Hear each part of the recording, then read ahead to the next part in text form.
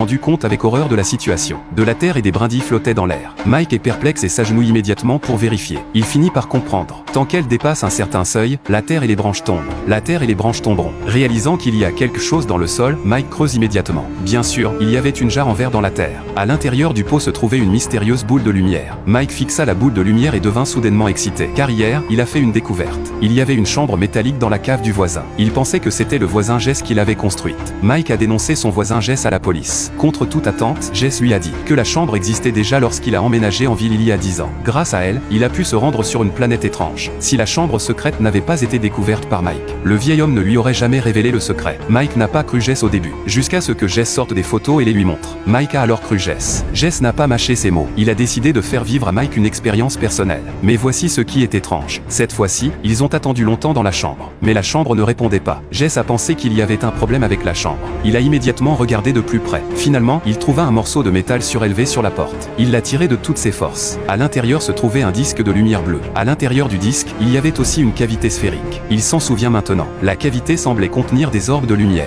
Mike était excité. Il apporta la boule de lumière à la chambre métallique. Il la sortit avec précaution. L'orbe de lumière est immédiatement absorbé près du disque. Mais la boule de lumière semble manquer d'énergie. En un instant, la lumière s'est affaiblie. Il semble qu'ils doivent la réapprovisionner. Mike trouve 2 fils et un générateur. Il les branche sur le disque. Puis Mike appelle Jess. Et ils sont prêts à assister au succès. Avec le générateur activé, un puissant courant électrique traverse l'orbe. L'orbe s'allume instantanément. Mais il a également déclenché une vibration dans la cave. L'orbe se remplit d'énergie et se propage rapidement. Jess et Mike sont assommés. Lorsqu'ils se sont réveillés, le disque était plein d'énergie. Dans l'attente de Mike, Jess le conduisit dans la chambre. La porte de la chambre s'ouvre dans une lumière aveuglante. Jess annonce à Mike qu'ils sont arrivés. Mike sort de la chambre tout excité. À ce moment-là, il était vraiment sur une autre planète. La vue qui s'offrait à Mike le rendait admiratif. Il regarde la trappe de la chambre qui mène à la planète à l'extérieur. Mike avait envie de sortir et d'aller voir. Et il avait le soutien de Jess. En fait, Jess avait déjà fabriqué une combinaison spatiale. Il était juste trop vieux pour s'aventurer. Après avoir vérifié la combinaison plusieurs fois, Mike sortit de l'écoutille. Jess est très nerveux à l'idée de l'accident de Mike.